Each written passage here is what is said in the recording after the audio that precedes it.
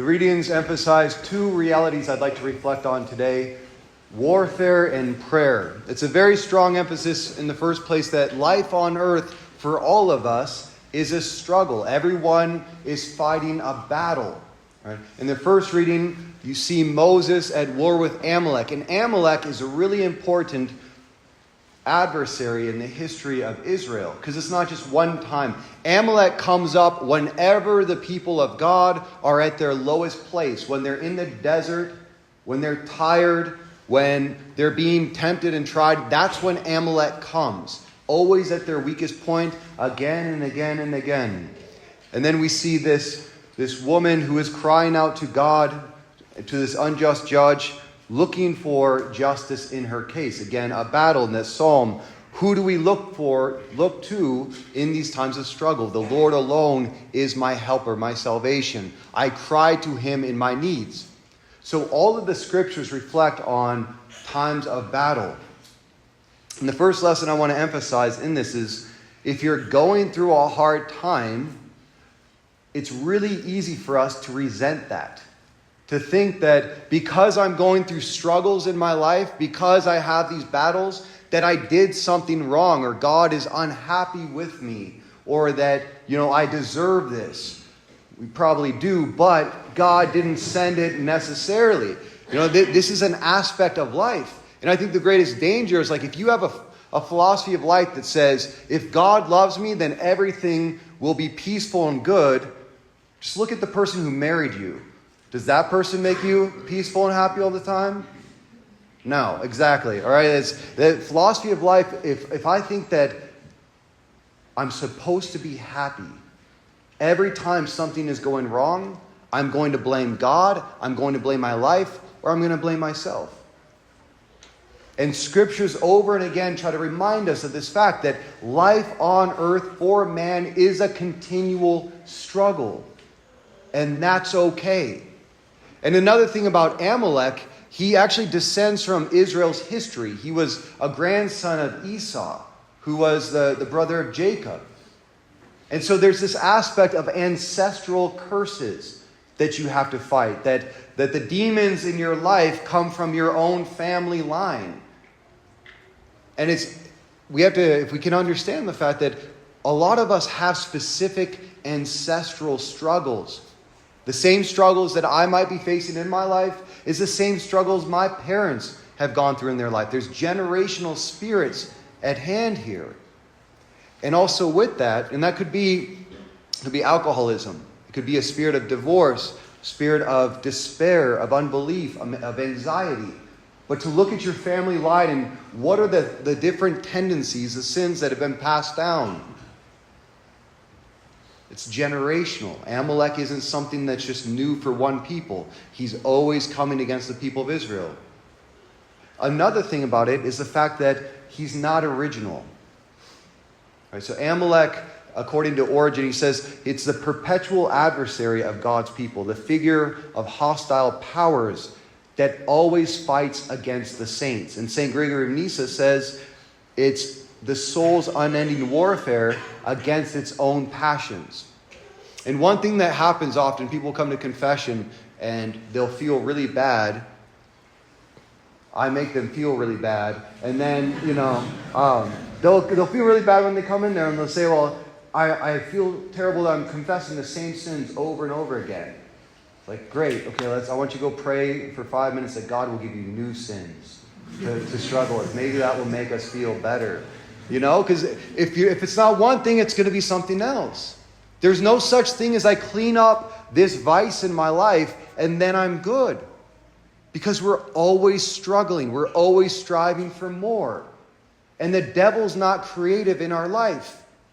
And so oftentimes what you'll find is a pattern of temptation that has been maybe in your generational family or just maybe in your life, but it's going to be there over and over and over again.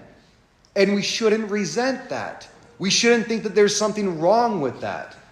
If we keep fighting against it, we'll get stronger in that area. We'll grow in virtue. But to think that I get over a sin and it never comes back to visit me, Amalek is there till the very end. We should appreciate that reality and not be angry at ourselves to see the same spiritual struggles coming up over and over again. So in the midst of these struggles that is our life, God's answer to that is prayer. It's not us taking control of it. It's not us figuring it out all the way and finding the right answers. It's lifting our eyes, our voice, our hearts up to God, to the one who can save us. And there's a few different types of prayer, but I want to really focus in on just one aspect I see represented in these readings. So I'll say very quickly, there's different types of prayer that we have here. We have vocal prayer, mental prayer, and prayer of desire, are like the three of the most common prayers. Anytime you're praying, because St. Paul says we should pray in all times, all things. We should never stop praying. What does that look like? Sometimes it's going to look like the rosary. That's a vocal prayer, things I do in repetition. Saying a novena, the Stations of the Cross, liturgy of the hours that we priests do. The Mass itself is a vocal prayer. We go through rituals. We as human beings, we need vocal prayer. We need things that we commit to every single day. But then it can't stop there. Jesus warns about just the lip service. It needs to go to mental prayer is the second aspect. That's when you're driving and just talking to the Lord. Or you're coming to adoration. The people who I know who get the most out of Mass are the ones who spend time in adoration also before our Lord in the Eucharist. It's meditating on Scripture, but it's really a heart-to-heart dialogue with God about what's happening in your life. And the last thing is the prayer of desire. St. Augustine speaks much of this. He said that in essence, our prayer is our desire. He goes, your desire is your prayer. And if your desire is without ceasing for God, for heaven, for salvation, for goodness, for right, your prayer will also be without ceasing. And that's why when we're suffering, when we're going through struggles, our desires for God actually grow as we're going through that, because we're crying out to Him more and more to come to our aid. That's why Jesus warned us more about riches than He ever did about poverty. Because our greatest temptation is to think that we're okay on our own. And when things are going just good in our life, we don't have to cry out to God. That's why our struggles in life, God allows Amalek. He allows these different persecutions and struggles to come up so that we have to cry out to Him in these different modes of prayer. All right, so all of these are helpful, but today I want to focus on the most important aspect of a prayer that I think that we need to give more credence to in our time. And that is really reflected on in Moses and Aaron and Hur. So I want to read that passage of what happened to Moses when God tells him, go up to the mountain and intercede for the people. And as long as you're praying, as long as you're faithful, the people will win. But Moses starts to get tired. He has to keep his arms up and pray over the people. He's doing this all day long, and he's getting tired. It says, but when he let his hands rest, Amalek had the better of the fight. Moses' hands, however, grew tired, so they put a rock in place for him to sit on. And meanwhile, Aaron and Hur supported his hands on one side and on the other, so that his hands remained steady till sunset. That is the prayer of brotherhood, the prayer of community. Now, I didn't appreciate this so much until the first year I was ordained a priest. My best friend who I was in seminary with for 5 years left the priesthood. And he left the priesthood, and this is a guy who was a good man. We'd get up every morning and I'd wake him up and we'd go do our prayers together. When we were struggling, we'd talk to each other, all of that. But when you're in semi, you're around 50 people plus all the time. So you're in this whole mass group of people and you're all striving for the same thing. Well, he gets out of priesthood, out of seminary. We go our separate ways for a little bit. And he didn't realize how much he needed that community. How much we all did. And so within just a year, he fell off. And I was having my own, just struggles. I thought, once you get to priesthood, everything just starts to flow, because seminary is a hard time. And we got a couple seminarians here. They know how hard seminary is. but it's like people who are courting before they get married. Does your relationship get easier when you get married? And we were praying for Isaiah and Leticia today a lot because they just got married yesterday. So it's a beautiful thing, but it gets more difficult. And I think one of the worst things that we have in our mind is that when I go into my vocation, then I step away from my community and I'm set. I think that's when we need fraternity and community more than any time else. And I learned this with Exodus 90. I did that with a friend of mine, and part of the plan for that was you have to talk to him every day. And there was no one in my life that I talked to every single day on a consistent basis up until this point. But in Exodus 90, you have to. And within like 2 weeks, we dropped every single kind of sacrificial aspect of Exodus 90, but we held on to the phone call. And we've been talking to each other on an almost daily basis for like 6 years now. And this is and it was the most revolutionary thing of my life. Because when you have somebody you can talk to on a regular basis and actually share what you're going through day to day, there's going to be so much grace and support that comes through that friendship that God will not give that anywhere else. I tell the guys that I'm with, I have 2 to 3 people in my life that know every single thing about me. There's nothing I can tell them that's a surprise. And one of those 3 people will know if I need to go to confession, they'll know what I'm going to confess before I go to the confession, because I talk to them before I even go there. And that's why I think even in confession, you can kind of get to this double life to where I go out and I'm around other people, other Catholics, and I look like I'm doing okay, but then I go into a place behind a screen and I talk to a priest about my deepest struggles, and then I go back and I have the face on again with other people. There are certain sins and struggles God will not heal in our life by the sacraments alone. They have to come into the light of community. Moses needed those brothers on his side to keep his arms up. You know, one time I was talking to one of these guys that I speak to regularly, and one of our things is we'll talk maybe 2 minutes a day, that's it. But we'll only talk about the things that are on our conscience. It's always something about the conscience, right? About, do I feel bad about anything? Do I feel like something's coming up? Or am I struggling with how I should respond to a situation? And he said something I thought was very fascinating. Because I was like, I sometimes feel like I'm getting much more light and clarity when we're talking than when I'm even going and I'm praying in the church for an hour. And he goes, we are praying because we're wrestling with our conscience.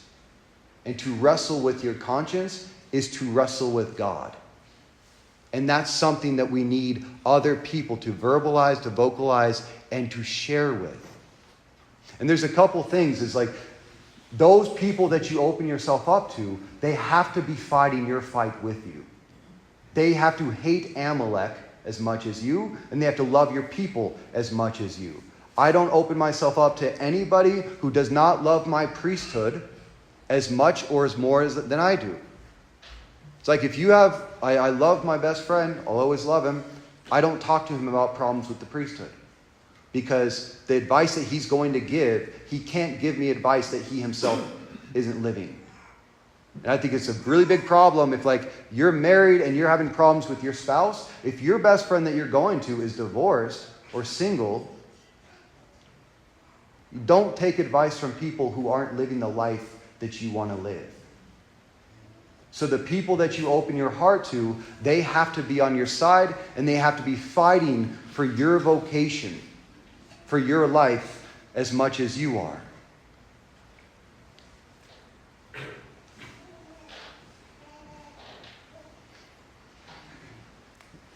Last thing, you guys hear about that experiment with mice before?